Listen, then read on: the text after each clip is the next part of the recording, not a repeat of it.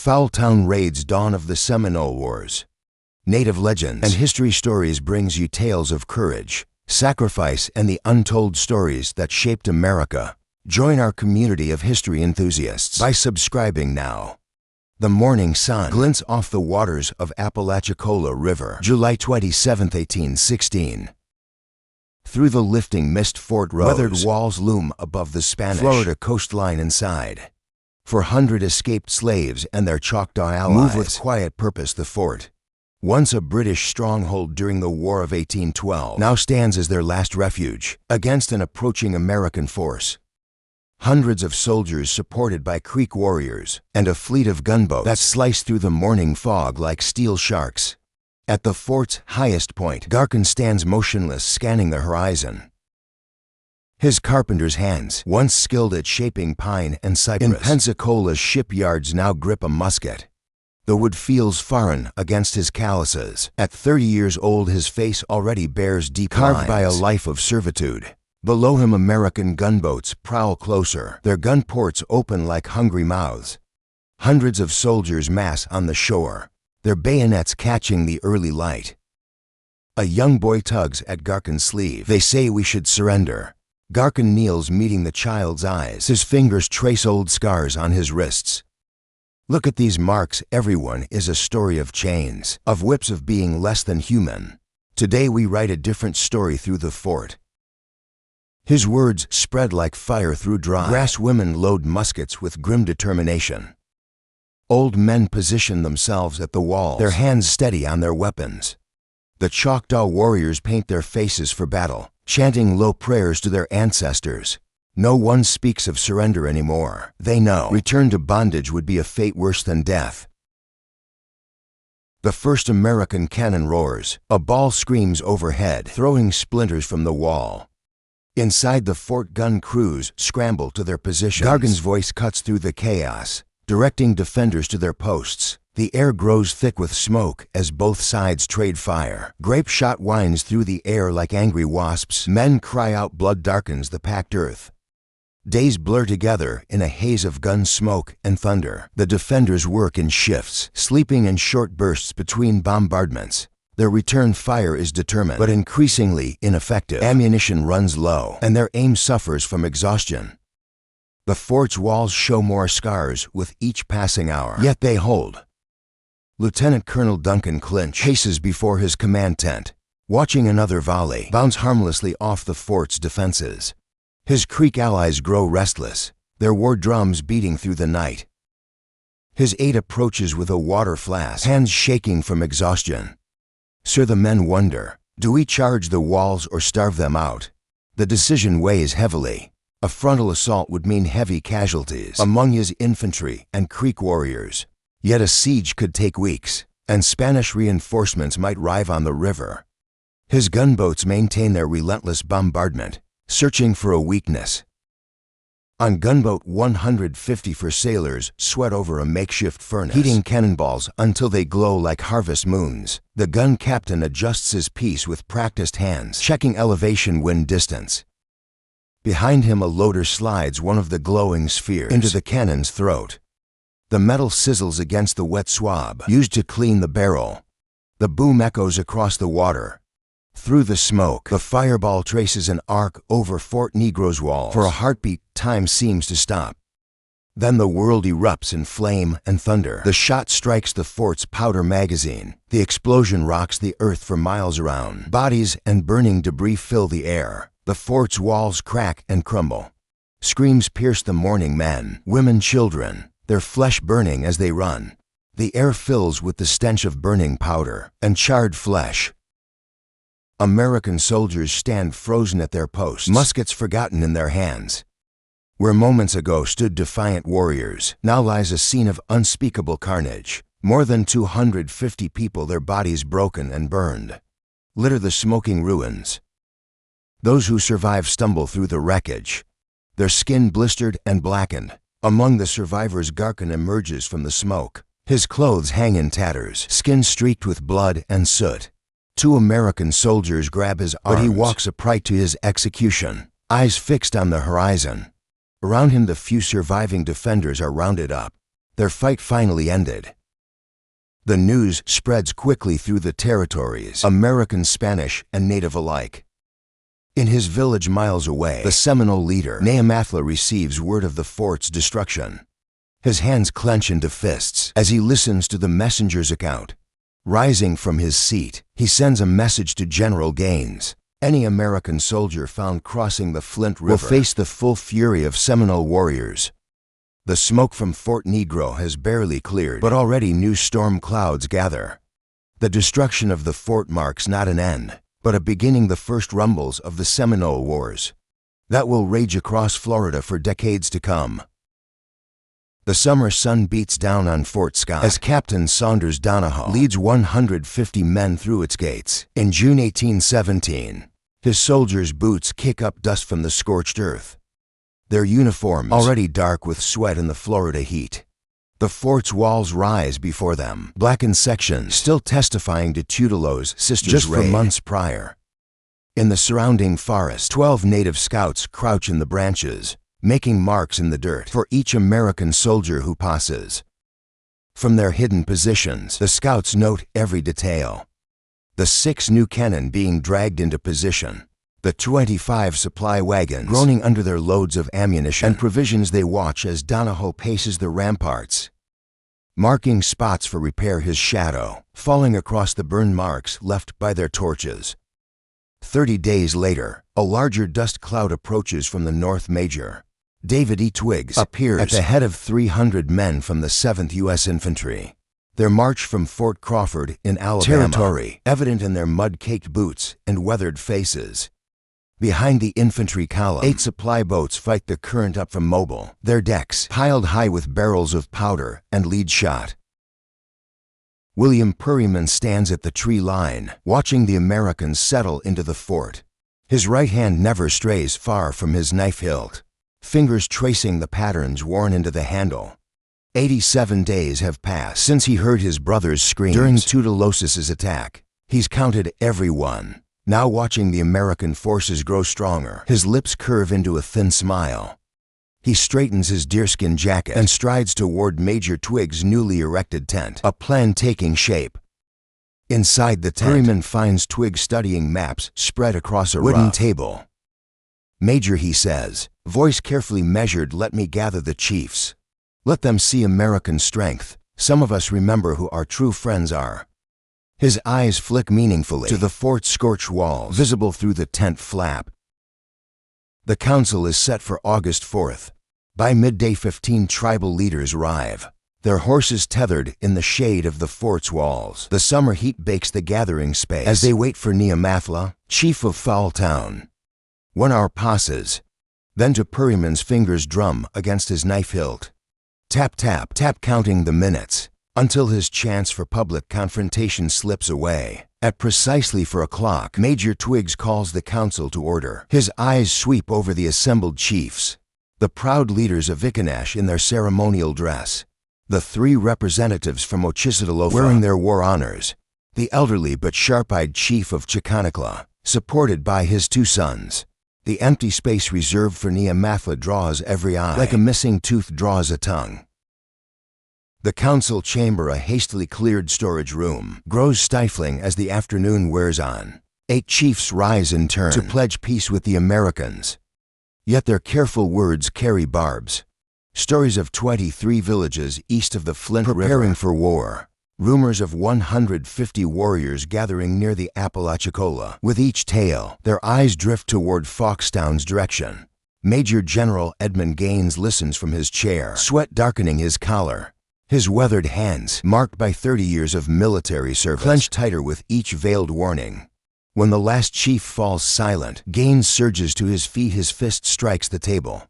Sending maps fluttering, the Miccosukee will surrender. Those responsible for the St. Mary's River killings. 6 settlers dead, their farms burned. We know NEWSCOP's warriors did this. Through the rising tensions, Major Twiggs maintains his composed exterior, but his quill moves steadily across a sheet of paper, noting each chief's reactions. When Running Bear of Akanachati mentions NEWSCOP's name, 3 other chiefs exchange quick glances. As White Cloud of Okisatalofa speaks of peace, his hand forms the subtle gesture for false words used by his tribe. The council continues for 5 more hours. 14 speeches are made, 7 peace pipes shared, countless promises exchanged. Yet beneath the ceremony and diplomatic other messages pass in subtle signs and careful omissions. Puriman's scheme, born of personal vengeance, has laid bare the deep divisions among the tribes. As the chiefs depart, mounted warriors appear on the distant ridges. 25 of Nyamathla's men watching the proceedings from afar. Their presence serves as a reminder that while some chiefs seek peace, others prepare for war. The political currents swirling around Fort Scott grow deeper and darker with each passing day, threatening to pull the entire territory into conflict. Major Twig strides into General Gaines's tent, his boots muddy from inspecting the fort's defenses. The candlelight flickers across a map of the territory spread on the rough wooden table. "General, I must speak plainly about the Seminoles." Twig's fingers trace the line of the Flint River on the map. 8 days ago, I stood face to face with the chief of Fowltown. His words still ring in my ears. "This river marks our boundary. Cross it to take even a single tree, and there will be blood." Twig's weathered hand clenches into a fist. "In all my dealings with the Seminoles, not one word can be trusted. They'll never surrender their warriors to us, never." Gaines nods slowly, the shadows under his eyes revealing sleepless nights spent wrestling with this crisis. Yet he drafts one final message to the tribes. A runner departs at dawn, kicking up dust as he races toward the Seminole camps. 10 days later, Capa Chico's response arrives. The Seminole messenger stands tall in the fort's courtyard, his voice carrying to where 50 soldiers gather to listen. "You speak of murderers, yet 3 of our people lie dead. You demand justice, yet our cattle vanish into white settlers' herds. You push us from our lands, then claim we are the thieves." The messenger's eyes sweep the assembled soldiers. As for the escaped slaves, they carry the British Crown's mark of freedom, earned with blood in 1812. "We have our own slaves, many of them.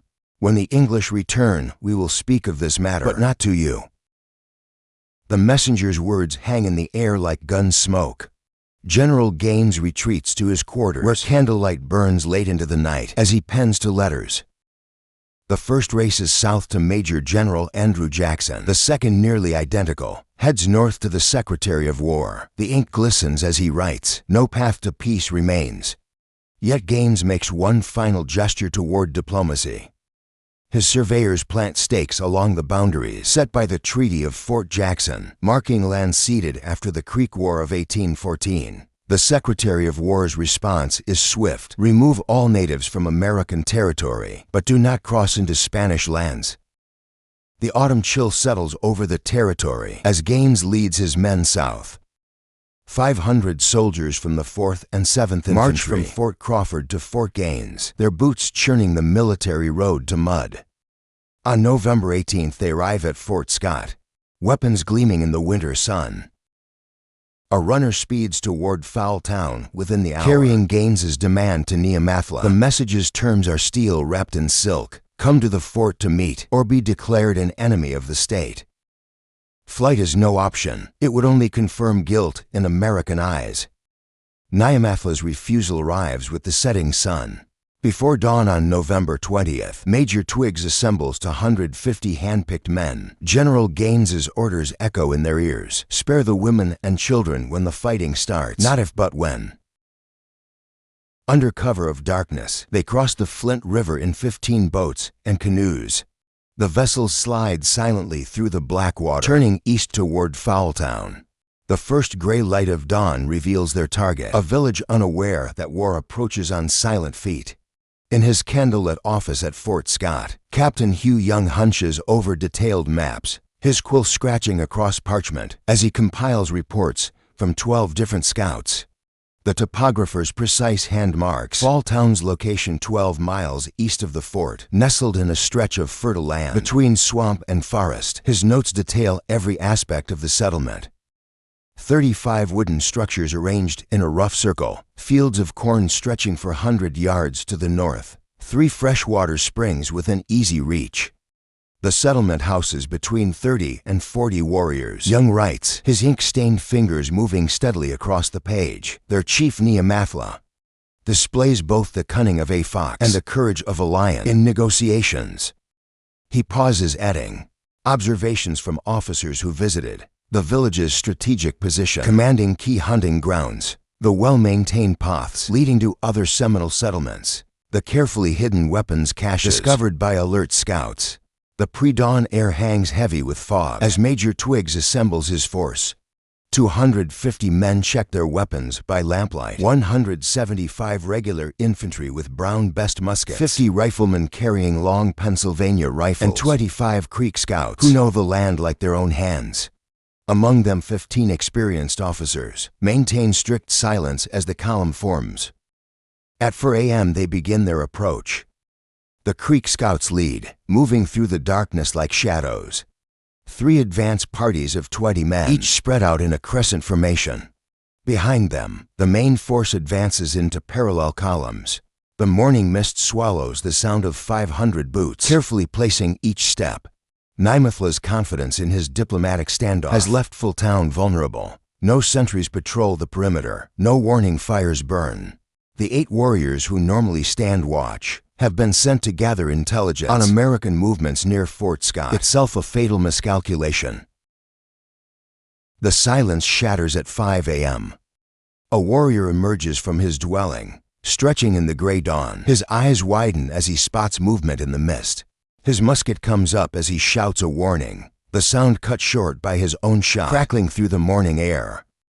The American lines straighten with mechanical precision. 150 muskets level in unison. Twiggs's voice rings out, first rank ready. Present fire. The synchronized volley turns the morning fog brilliant orange, the thunder of 150 guns firing as one rolls across the settlement like Judgment Day. When the smoke clears, 5 bodies lie still in the bloody grass. 4 warriors who rushed to defend their homes, and a woman who ran from her dwelling. Shouting warnings among the dead is White Hawk, one of Neamatha's most trusted advisors, his musket still clutched in lifeless hands. Neamathla himself emerges from his house, wearing only leather leggings, his war club gripped tightly.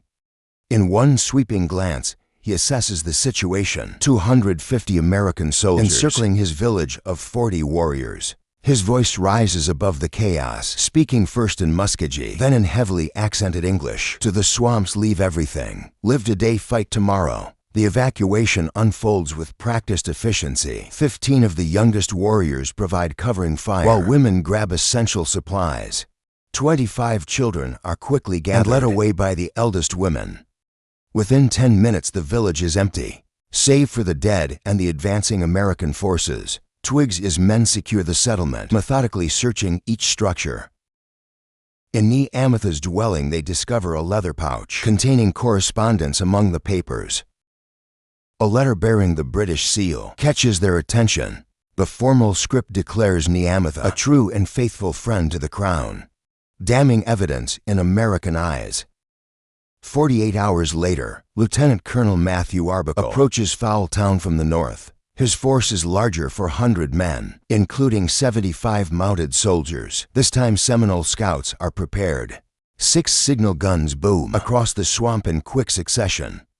The sound of war cries builds from 30 different locations, creating the impression of a much larger force. The Americans find the village seemingly abandoned. Arbuckle orders 100 men to begin loading the corn, stores 300 bushels of precious winter supplies. Into 12 waiting wagons. From the northeast swamp comes the rising chorus of 60 war cries, then silence at precisely 7 a.m. The attack begins. The sentinels posted at the swamp's edge barely have time to shout warnings. 60 warriors burst from 3 different directions. Their first coordinated volley, dropping 3 American soldiers where they stand. The natives charge forward across 100 yards of open ground, displaying reckless courage in the face of overwhelming odds. Take the houses. Arbuckle's command rings out. His men scramble for defensive positions, turning the village's 35 structures into a fortress. For exactly 25 minutes, the air fills with gun smoke and war cries. 8 warriors fall on the open ground, their blood soaking into the earth they died defending. 16 more drag wounded comrades back into the sheltering swamp. The intensity of the attack stuns the American officers. Captain William Morris, a veteran of 15 years frontier warfare, writes in his report, "Never have I seen such disregard for death. They attacked across open ground against 6-to-1 odds, fighting like demons for mere corn stores." But what Morris sees as mere corn represents survival itself. To the Seminoles, those 300 bushels would feed 150 people through the winter months. Without these supplies, elderly tribal members and young children faced